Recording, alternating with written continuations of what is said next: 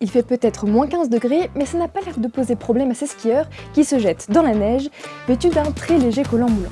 Le biathlon, c'est un sport hérité du ski militaire, qui consiste à faire la course en ski de fond et s'arrêter net, le cœur à 170 battements par minute, pour tirer à la carabine dans une cible à 50 mètres. Le tout dans une tenue plutôt fine. La tenue de biathlon n'est en effet pas pensée pour produire de la chaleur, mais pour la garder. Car à l'effort, les biathlètes transforment leur corps en radiateur, ils brûlent jusqu'à 1000 calories par heure. L'enjeu, c'est donc d'avoir un tissu respirant pour évacuer l'humidité, mais aussi isolant, pour ne pas perdre la chaleur produite. Mais les skieurs n'ont pas toujours été aussi bien équipés.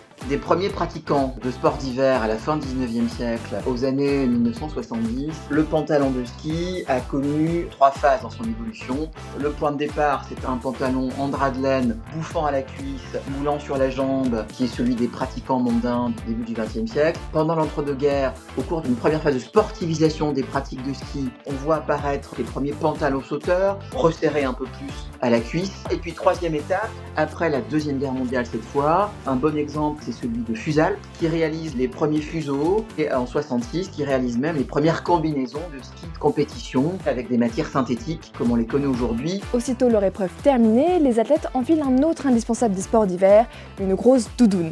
Car une fois la machine musculaire arrêtée, gare au coup de froid.